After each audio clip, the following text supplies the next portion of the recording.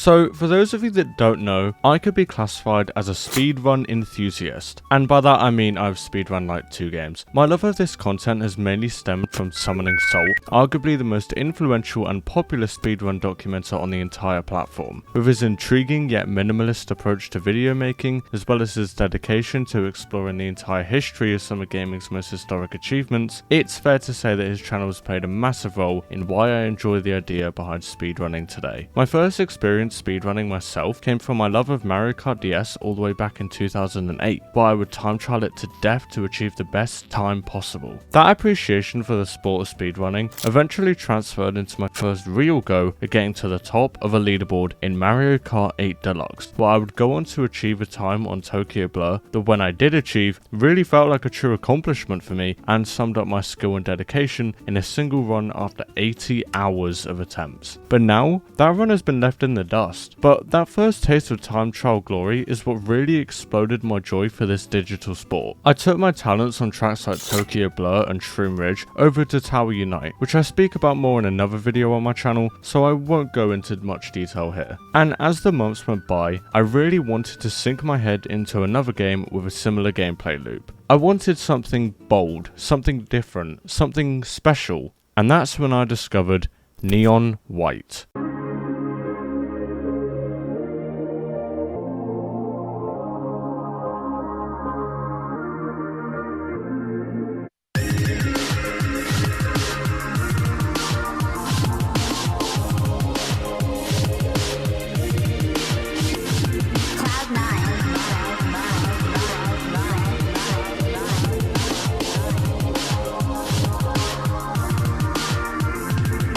Neon White is a first-person shooter puzzle platformer developed by the geniuses at Angel Matrix, whose only release to this day is this masterpiece. The game combines a multitude of different mechanics from deck builders such as Slay the Spire and Inscription to linear puzzle platformers like the fabled Portal series, and combines the two into a fast-paced shooter that leaves no room for error. Its creator, Ben Esposito, who also was the creator of the relaxingly entertaining Donut County, described Neon White as a quote-unquote single-player speedrunning FPS where you can sacrifice your guns for godlike parkour moves, and frankly he couldn't have summed the game up any better. So when I finally got my hands on this game during the Steam summer sale, I thought to myself, how good could I get in 50 hours? And so, with a gleeful expression on my face and a strong-willed mindset, I tasked myself to see how good I could get at Neon White in 50 hours of playtime. Would I become a top 10 player in the world? Would I become eligible for a Summoning Salt video interview? Or would I simply lack the commitment to push myself towards those goals? I think it's time to find out.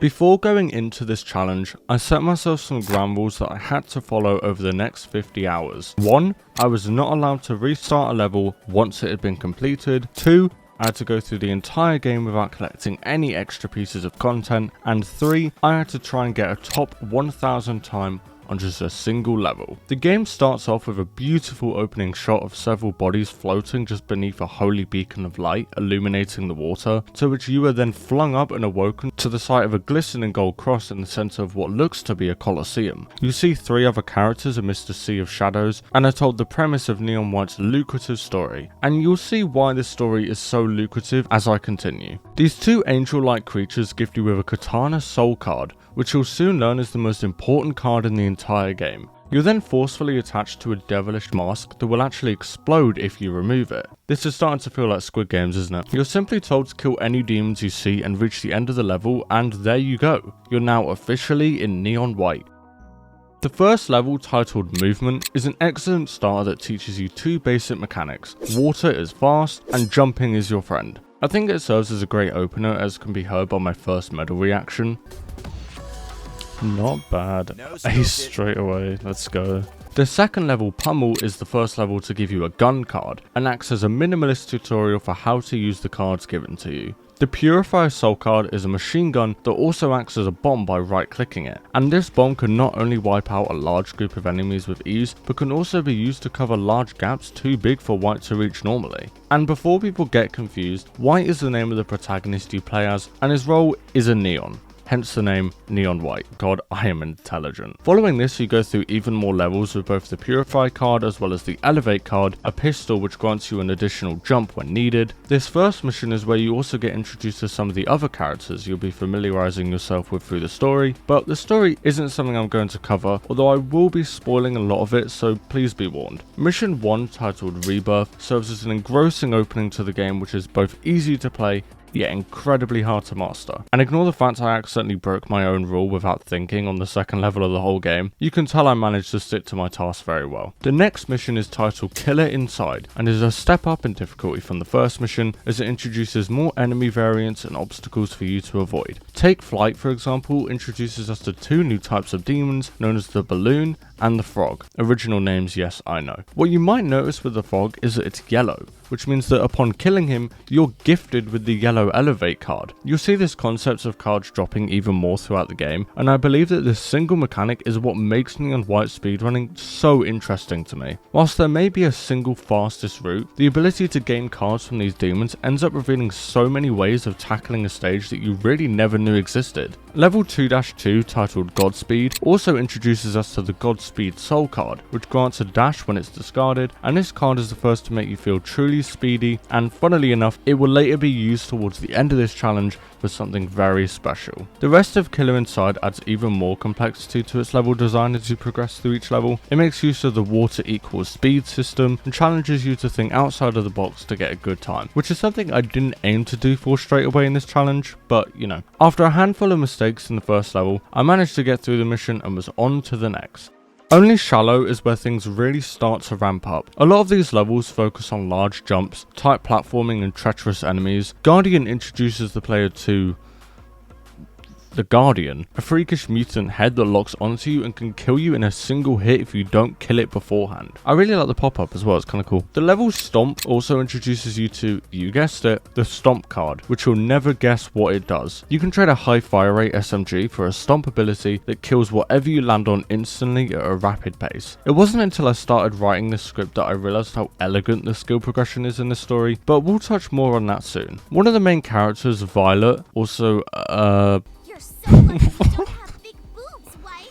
They get it the worst. all you big boobed people, let me know. Yeah, she's a bit horny in this game. Going through the rest of the levels, I began to take more and more deaths, which was to be expected, and one level I hated more than any other so far on my journey was Canals. That level is a steaming pile of demon shit, but after plenty of trial and error, it was on to... The old city is unique due to its really hellish visuals mixed with a demented sounding track in the background. This mission only has 3 levels to it, and one of them is the first of 3 major boss fights in the entire game. I struggled a fair bit in this fight and wasn't really sure how to approach it using the weapons effectively the first time around, so I took a very unorthodox approach that of course didn't work out for me, but after a few goes on it, I managed to take him down. The Burn That Cures is the 5th mission in the game that gives you a Fireball card, which acts as an upgraded version of the Godspeed and lets us dash in any direction we want this time. I really struggled with grasping its ability in the right way and was using it all the time, just at the wrong times. Many of these levels require a high level of awareness from the player, as you start to realize that demons are now showing up left, right and center, and in the second level here they were really throwing me through the ringer. Other levels like Warehouse and Streets I was able to clear easily and managed to keep up with my surprisingly consistent number of ace medals. Apartment, no,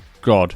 That level fucked me up repeatedly, becoming one of my least favourite levels in the entire game because of its, at the time, just confusing layout, but it now feels like a cakewalk. Covenant and Reckoning were 2 missions that really test your knowledge of the game up to that point and don't really give you any new cards to try out, but instead introduce you to Tripwire and Mimic. You know, I really love this game, but goddamn could they have chosen more original names for these guys. Tripwire acts as a tripwire and Mimic mimics a chest.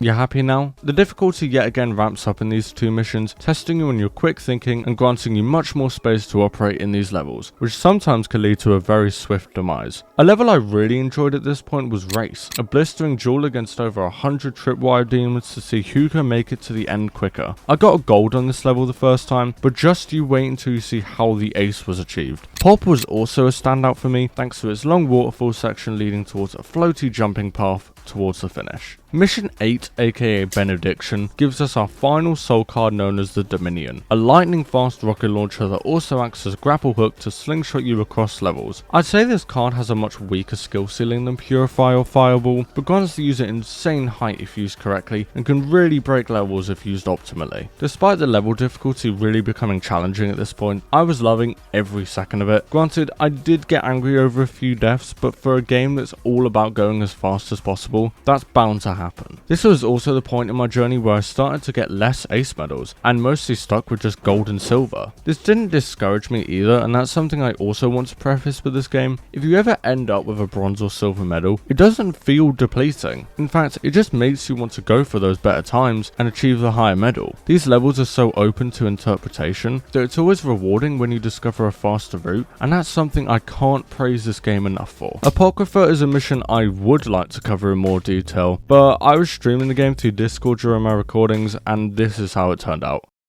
So, you ain't getting any talk about Mission 9. The third temple is a mission of just 2 levels, each lasting around 2 to 3 minutes each, making them some of the longest in the entire game. Holy Ground is a vast yet dense ruin of monuments and chasms that give the environment a stunning feel to them, especially without the context of the story as well. I somehow did a trick that you're supposed to do for a better medal on complete accident here, which I found kind of funny, but then somehow slipped off a ledge and had to restart, which was going to be a really good time if it was my first go. But then came my greatest challenge in the whole game thus far, the second fight against Neon Green. I don't exactly know how, but I ended this level with a miserable time of 4 minutes and 48, by far my worst performance throughout my time playing, which at this point would have been roughly 4 hours in. I just couldn't stop getting hit by every projectile, missing all my shots, becoming lost about where to aim. It was an absolutely abysmal run even for someone who had never played the game before. So to anyone watching, I'm sure your first run will honestly be better than mine. I even missed the final cycle and had to go again, like what was wrong with me? And you know I said Benediction had the last new soul card? Well, let me introduce you to the most broken one of them all, simply known as the Book of Life. This card lets you teleport and instantly kill any enemy it locks onto,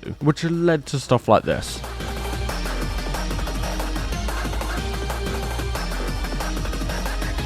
The levels in this section were such a blast to go through. They felt snappy, chaotic, and immensely engaging given the context of the story surrounding the Book of Life itself. I honestly fell in love with this mission despite its very difficult level design that honestly challenged me a lot considering I was using a card that could murder anything in a split second. I managed to stay on the gold medal consistently throughout this mission, besides a rogue silver and even a bronze on Spree, becoming my single only bronze medal during my entire first playthrough of Neon White. But honestly, that was a lot better than I expected it to be, so I was still proud of myself. The final quote-unquote real level of the game was Marathon, an extreme 2-minute gauntlet that throws together every enemy you face into a single winding level that spans practically an entire region. It felt very much like the Champions Road of this game, and made me slip up quite a few times thanks to its nerve-wracking level design and high stakes. But after returning the final Book of Life page, it was time to face the finale.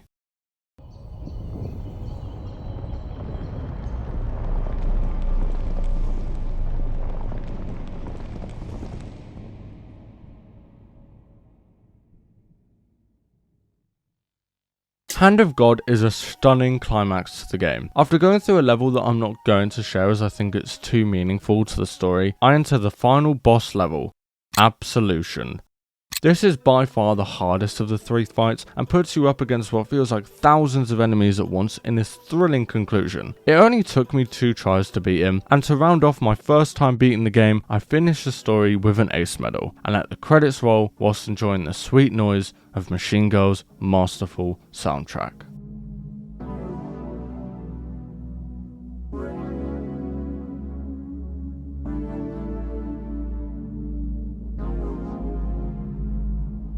The music of Neon White was actually created by an electronic hardcore duo called Machine Girl, who I just mentioned, who first off started in 2012 with just vocalist and bassist Matthew Stephenson creating their flagship sound, before Sean Kelly would later join and do the drum work on their future albums. Matthew first announced they'd be doing the soundtrack in 2021, a whole year before the game's official release. They created 2 albums titled Part 1, The Wicked Heart, and Part 2, The Burn That Cures, each with their own distinctive types of songs from the game. There are even some scrap demos of the finished songs on the soundtrack, as well as some unused ones as well. And whilst I personally don't keep up with this style of music, I can't deny how perfectly it fits the game's aesthetic, and I think The Wicked Heart is now up there with some of the best video game soundtracks ever made, so I'd be sure to go and give them a listen if you're curious. Also, thank you Ethan for helping me out with this information, your knowledge has been greatly appreciated. And something else I found very interesting about the game upon completion was that in-game it only showed me having 62 minutes of playtime, despite being on it for over 5 hours according to Steam, which means that after that whole adventure, I had only actually played the game for 20% of my time on it. And to be honest, that just goes to show how great this game is. We'll delve more into the content of the story at the end because I know some people really feel hatred towards it, but in my opinion, it helped keep me engaged the whole way through, and I closed the game knowing that I was only 10% of the way there.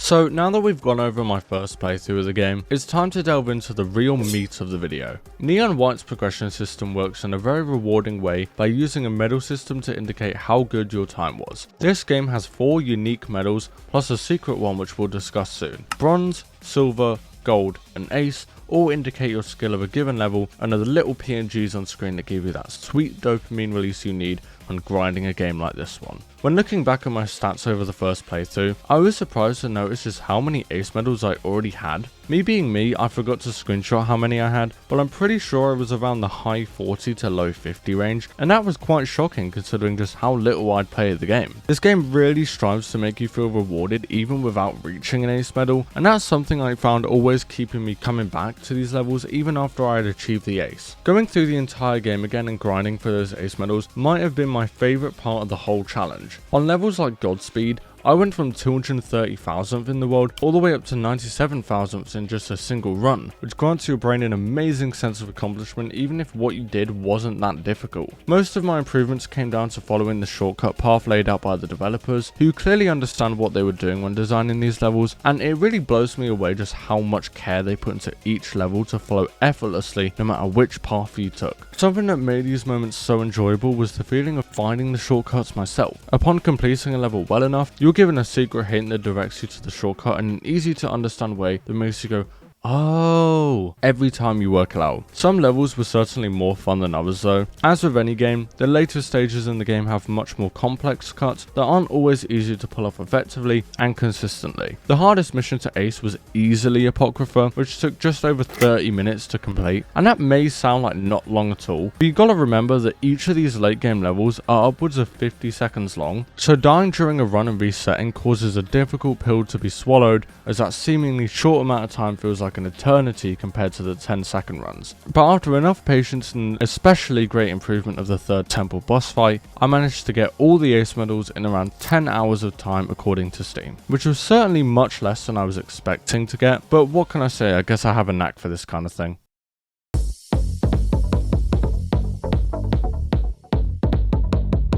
Oh boy, time for my least favourite part of the challenge. Something that adds a lot of replay value to Neon White is the gifts scattered across the entire game. Every single level houses a gift that you can give to one of the 5 main characters in the story, depending on what the colour of it is. These gifts each represent the individual characters in their own unique way, like red being given perfume, yellow being given a box of beers, and violet being given a disgusting little Furby bitch. Giving these gifts to any of the characters in the main hub screen world thingy unlocks both additional dialogue and their own side quests. The dialogue you get is mostly unimportant and simply serves to include additional content in a separate manner to the story, but if you want to get as much out of the game as possible, these provide an excellent opportunity to learn even more about a character you're really interested in.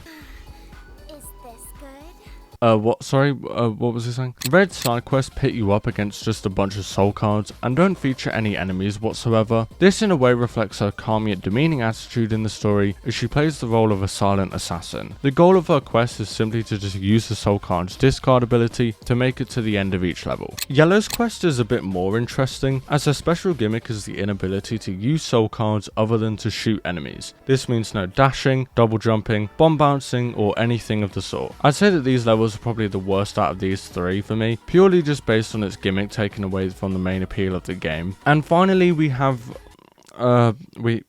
Violet side quests. These are my favourite of the 3 by far, as they focus purely on tight platforming across levels covered in an overwhelming number of spikes that can kill you in an instant. These levels do a fantastic job at testing your skill and timing to effectively leap across large gaps and move as fast as possible. I could honestly see myself playing these levels just as much as the main game in the future, as they have this strangely intriguing charm to them that reminds me of Super Mario Odyssey style level design that I don't think I could ever get tired of. These side quests are a great additional piece of content to go for after me acing the whole story, but goddamn does collecting these gifts cause such a drag. You know how I said that this game took about 10 hours to beat, and beat again with better medals? Well, collecting the gifts and going through all the dialogue bumped that all the way up to 16 hours. I felt like I was going insane by the end of it. If you do decide to pick this game up if you haven't already, please don't do what I did. It was nothing but a chore that I don't wish to give upon my worst enemies. If you like a lot of funny and horny dialogue in your games, you can get behind it, no problem. But even I gave up paying attention to them by the end. I was just happy to be done with it all. But this is a pretty funny one though, I'll give them that.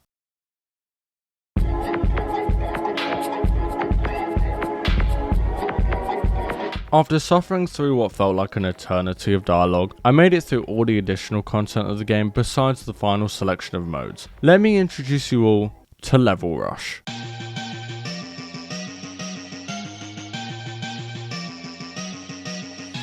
Level Rush is a game mode that takes all the stages of someone's adventure and tasks you with going through all of them continuously until you finish them all. White's Heaven Rush is the first one you tend to unlock, and as you go through all 97 main levels in a single go. You get unlimited restarts, which gives you plenty of breathing room if you accidentally blunder a run, which I would learn the hard way. I ended up having a lot of fun with this mode, as it gives you the option to either tackle the levels in chronological order or mix it up and do every level in a completely shuffled order. On my first ever run, I ended up doing the final boss fight as my 6th level, which feels like both a nerve-wracking experience yet a comforting one at the same time, as I know that getting a level done this early means I can relax later in the run. I tried this mode out for the first time whilst I was collecting a bunch of ace medals, so I was able to apply my knowledge just learnt directly into this mode, which led to my first ever completion time of 62 minutes and 33 seconds, which was roughly what my overall individual level time was if you add all of them together. So I was satisfied with this first run, but I knew that I wasn't going to let that be my crowning achievement. And so I went again and managed to improve by over 4 minutes just by cleaning up some of my mistakes and not dying as frequently.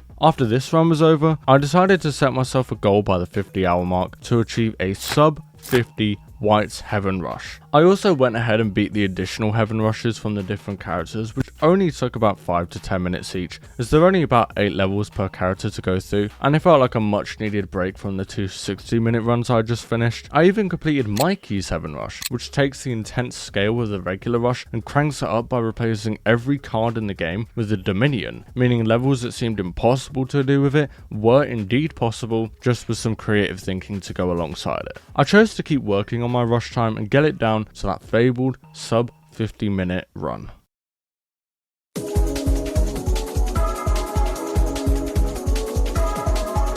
But one thing I also needed to do was to accomplish the hidden medal on every single level. For those unaware, Neon White features a hidden red medal award, which can be gained by beating the creator's own time on every level. And this is what really made up a bunch of my time in this challenge. These red levels are not for the faint of heart. They can range from being mildly difficult to outright absurd times that take upwards of 30 minutes of attempts to get on certain stages. Getting the Clockwork achievement on the first Neon Green fight was one that took a significant amount of time and had many close calls, but just pulling off the trick successfully was not an easy feat. But I wanted to make sure I did every stage in order once again to really feel like I had a true difficulty curve progression. Cascade was another level I spent way too long on considering its very basic path, but I just couldn't get this run for ages. Some levels like Marathon surprised me though with just how quick I was able to improve, because I hadn't been able to watch any world record runs up until this point of the challenge, and I had struggled a lot with the ace rankings. Now with the entirety of YouTube at my disposal, I went ahead and watched the world record history, which I'll leave a link to below. below, as well as many other individual runs to get an idea of what I needed to do to drastically lower my times. Marathon's world record looked way too hard for me, so I instead took a slightly more relaxed approach while still going for some of the tricks. The first and most important trick in this level is attacking this tripwire mechanism without dying. It may seem simple to do, and it requires a bit of precise movement to pull off successfully and consistently. Once I got that trick though, I was able to include a couple of other time saves in certain areas of the level to take my time from a 1 minute 53.54 all the way down to a 1:26.05, an improvement by over 25 seconds and a whole 5 seconds ahead of the red medal time I even needed. And seeing this number had me realizing that there must have been so many more levels I could completely save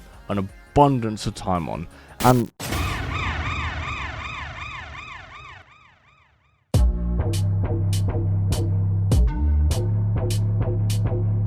whilst I was just enjoying my time playing the game, a couple of people I was speaking to mentioned how I should get on their leaderboards to compare times, and this single change to my game became the catalyst for a Ready Player One level grind set. One man, known as White Joseph, I hope I'm pronouncing that right, I am so sorry, decided it would be a good idea to challenge me in a duel to the death, a non-stop competitive 1v1 that would see two juggernauts battle it out in a mission of attrition and domination. I accepted his challenge, and we even made a joke about summoning Salt making a video about our battle, which felt like the perfect motivation I needed to beat all of his times, and so I got to grinding.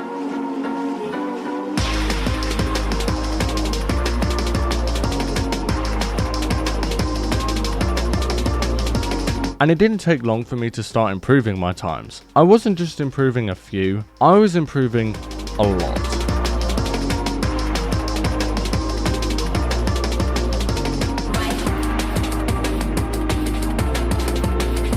I got that obsessed with the goal of beating him that one night when I was at work, I got a notification on my phone that lit a spark in me. I was not going to let this stand. So the next morning, I hopped back on, and after just a few attempts, I beat his time once again, until just after an hour of attempts, I had achieved a perfect score of 97-0 against my rival, to which he seemed a little bit stunned by. One thing I must emphasize too is that his times were actually very good. A lot of his runs in the beginning were sometimes seconds ahead of mine, and I just wasn't sure how. But one thing that Neon White does perfectly is give you unlimited freedom to discover your options. Any level I was unsure about, I would look around and test routes that sometimes were faster, sometimes were slower. It wasn't until I felt completely lost that I went and checked out some world record runs that I understood what he had done, so I made sure to do it better. But it was a good fight, my friend, a well fought battle to the death.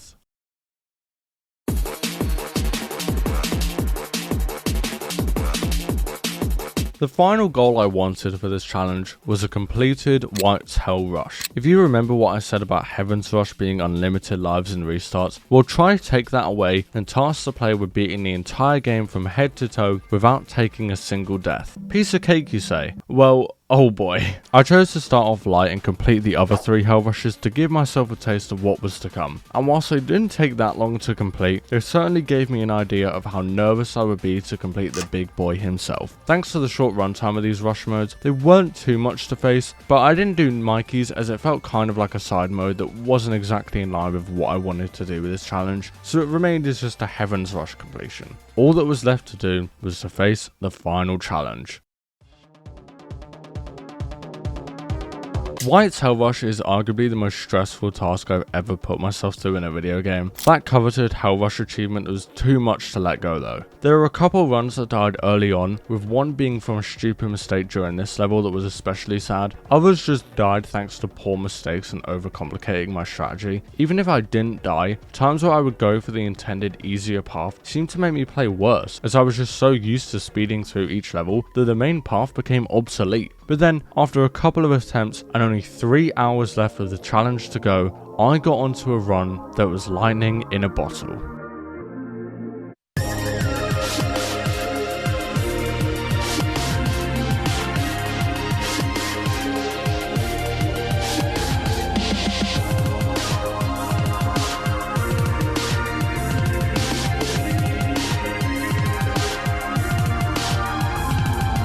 I had done it. After what felt like an eternity of sweat and stress in my hands, I completed Neon White's hardest challenge, the game was over, I could breathe. I had 3 hours to just take in the game's beauty and soak it all up, whilst embracing all of my achievements along the way. And so, I gazed off into the heavens and didn't turn away.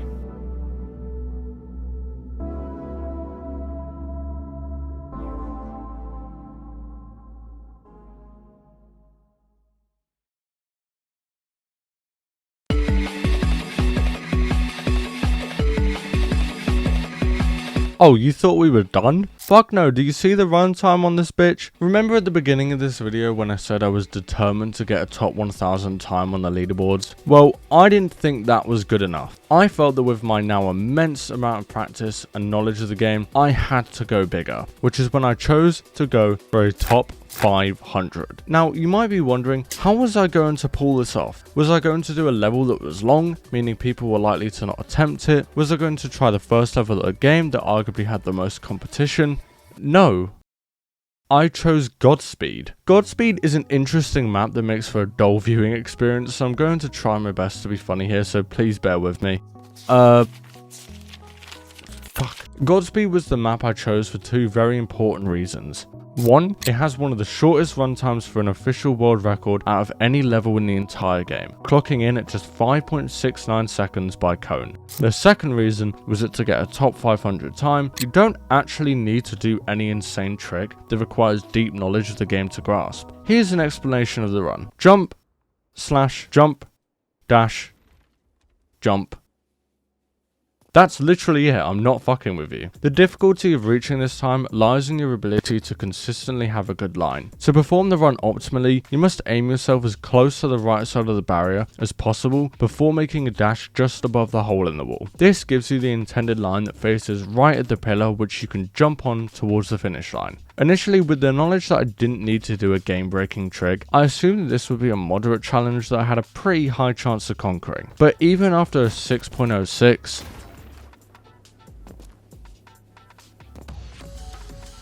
and a 5.95,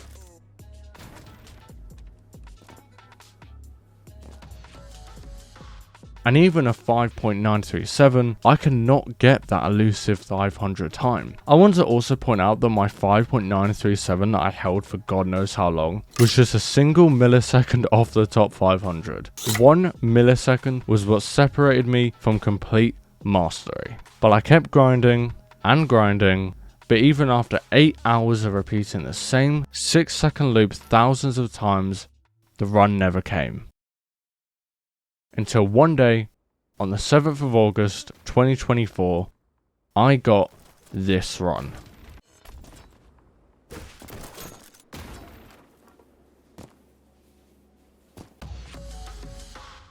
I just keep getting better and better. Now, you're probably wondering, Nxcturnal, what the fuck just happened? Let me try and explain this to you. Neon White has a trick known as a self-bullet bounce, which is a trick in which you can shoot at the ground, and just before your bullet despawns, you switch to the katana and slash to get a speed boost. This is a mechanic that I learned about a lot during my 50 hours with the game, and is what helped me get some of my red medals I've been attempting so much. Now, to put into words my expression when I heard it felt like a god had personally given me speed because I was jumping for joy in my chair. I honestly just couldn't believe what I had done. I did the maths using my massive brain, this is a picture of it right here, and I found that if I had run Godspeed for roughly 8 hours and each attempt is about 6 seconds in length, it means that to hit this trick just a single time took me over 8,000 tries. You can question my sanity and debate on if this was a good use of my time, but I don't care, I got it, bitch. And you might be wondering where I ended up on the leaderboard because of this. After all, I only needed a 1 millisecond improvement, and I ended up with a whole 1/10 of a second deficit. I ended up going into the top 500,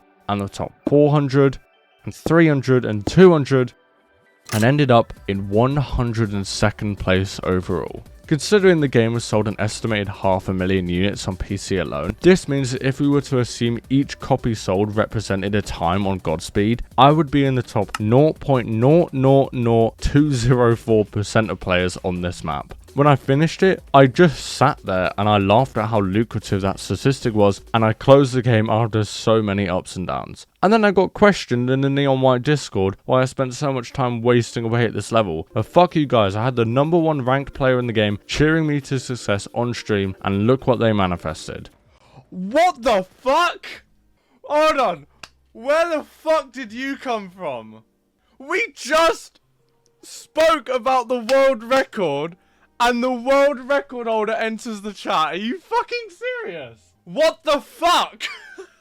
Oh, I can't end stream now. Fuck. A prodigy. The man who is single-handedly responsible for creating every world record in this game. Fucking wish. Oh, and to clear up any confusion about how I did this in 8 hours with only 3 hours left, I was doing this all repeatedly in the midst of many of my other goals in the challenge, and I managed to get it at the 48th hour.